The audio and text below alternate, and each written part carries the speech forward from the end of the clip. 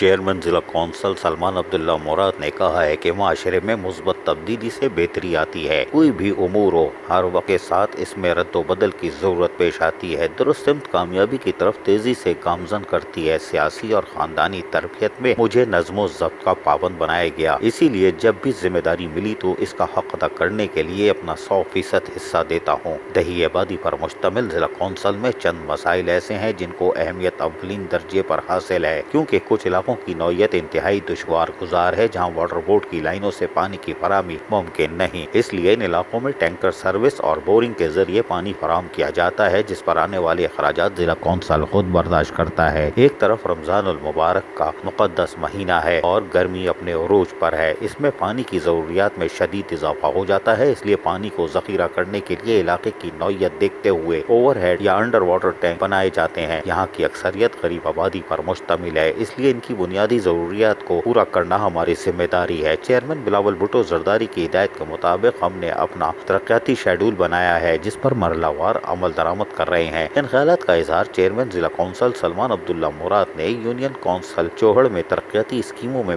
تعمیراتی کام کے معائنے کے دوران ان خیالات کا اظہار کیا اور اس موقع پر کام کی رفتار کو چیک کرتے ہوئے مقررہ وقت میں مکمل کرنے کی ہدایتیں جاری کی۔ اس موقع پر چیف آفیسر ضلع کونسل مسرور احمد میمن، ڈسٹرکٹ انجینئر فضل محمود گل، AEE جاوید کھتری اور رکن کونسل لالا اسلم اور دیگر بھی موجود تھے۔ چیئرمین ضلع کونسل سلمان عبداللہ مراد نے اس موقع پر مزید کہا کہ ہم جو بھی کام کر رہے ہیں وہ مکمل حکمت عملی کے تحت کیے جا رہے ہیں، کیونکہ وسائل محدود ہیں اور کرنے والے امور بہت زیادہ۔ لوگوں کے علم میں ہے کہ ہم جیالے ہیں جو عمل پر یقین رکھتے ہیں۔ ضلعی عملہ شب و روز محنت کر کے صورتحال کو یکسر تبدیل کر رہا ہے، جو قابل ستائش ہے۔ محنت کرنے والے کبھی ہار نہیں مانتے۔ 4 سال قبل جب میں نے خستہ حال ادارے کا چارج سنبھالا تھا تو بس یہی تمنا تھی کہ اللہ پاک مدد فرمائے، لیکن آج میں سرخرو ہوں۔ عزیز عارف، KBS بلدیاتی نیوز، کراچی۔